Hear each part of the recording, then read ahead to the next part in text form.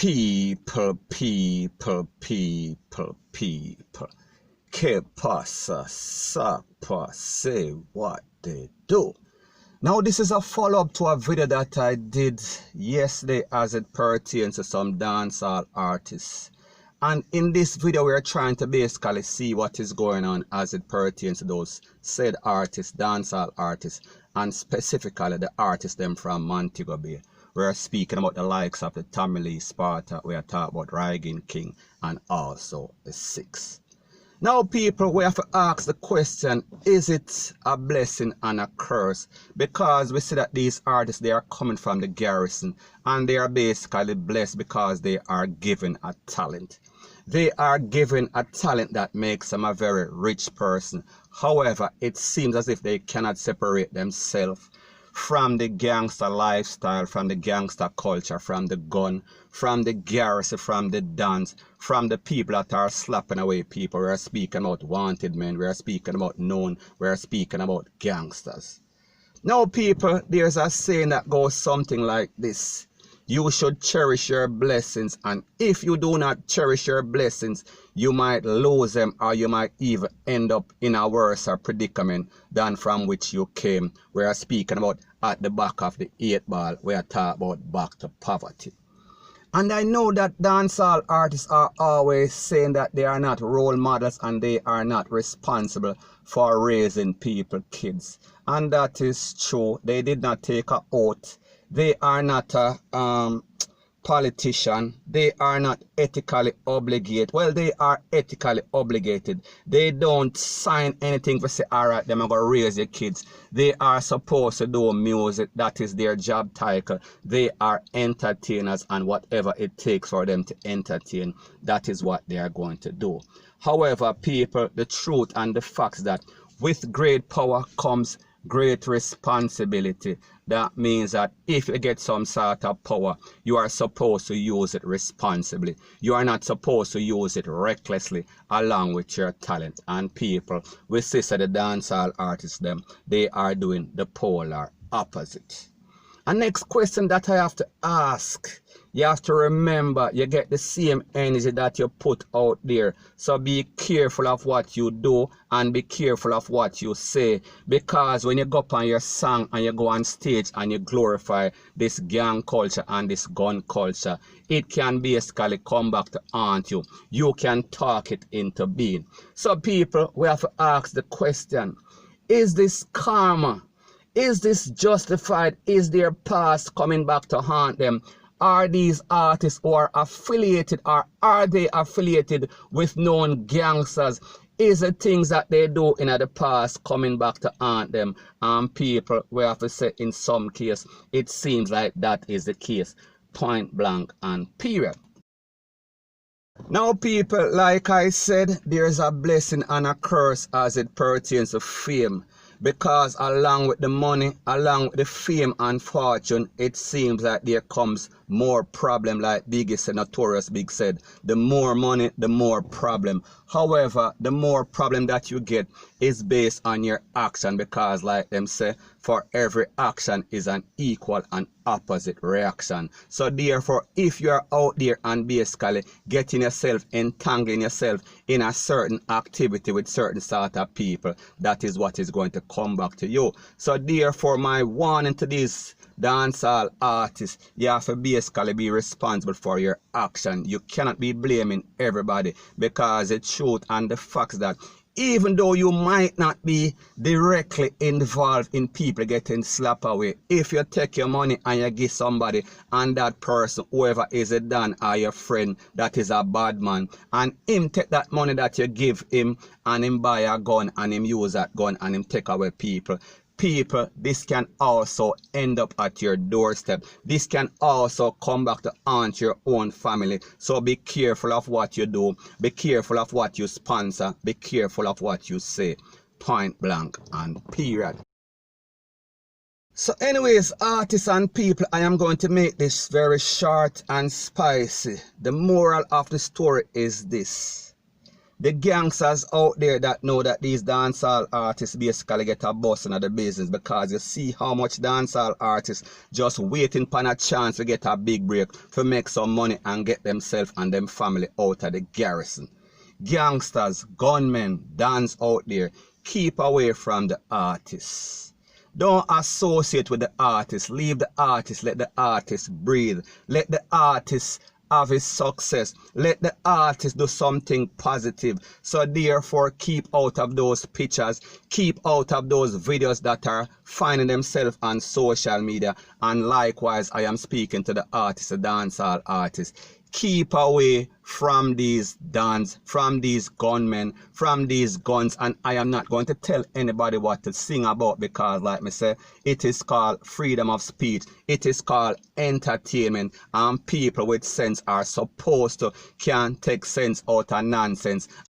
So the essence of what I am trying to say is this: the fans are supposed to differentiate what makes sense and what doesn't make any sort of sense. Don't do everything where you hear them artists say, because most of the time, most of it is lie. However, whatever percentage, whatever minute percentage of what they are singing about is real, it is bad for society, it is bad for the youth, and you are setting a very bad example for everybody out there, especially yourself, because we see that instead of making hits, we see that these artists are now on the person of interest list.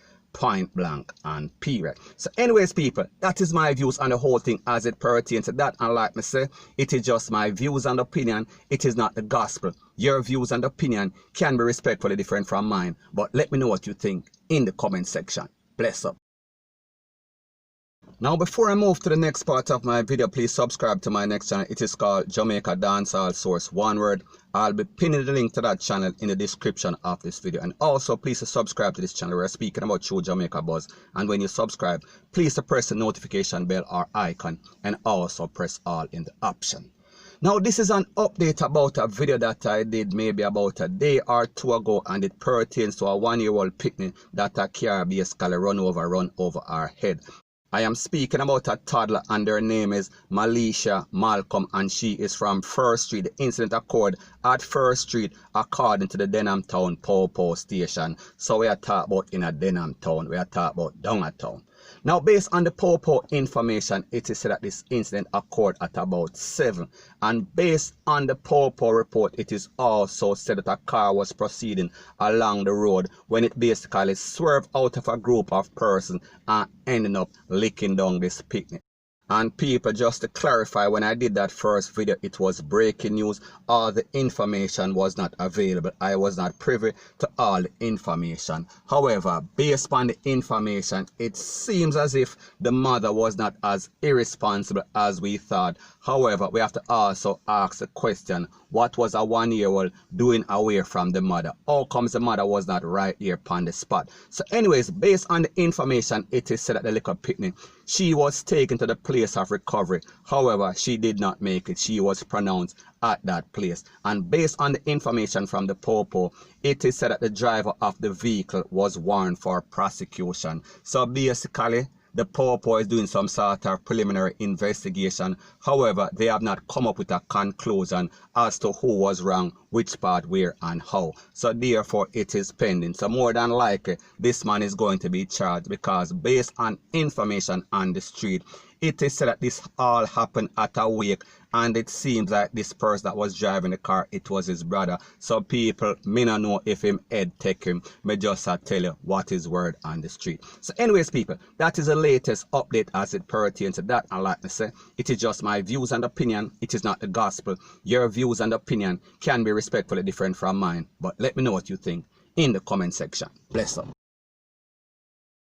Now, the next thing that is popping in the news is that we see that a taxi operator that was named as a person of interest in an incident that took place on the 23rd of January 2020, in which a off-duty Popo was hit by a car. We're speaking about a taxi. I think it was a black Toyota Wish, if I am not mistaken, at the intersection of Trafalgar Road and also Worthington Avenue. So people, we are talking about 6 months ago. And based on the information from the Popo, it is said that this man was arrested and charged in St. Elizabeth. And people, guess what? This man was doing the same thing. He was operating taxi in a St. Elizabeth. And people, guess what? What is even worse or even more disturbing is the fact that he was also charged for a next hit and run incident. Now, people, when we think about stuff like this is a perfect example of most taximen in Jamaica. They are reckless,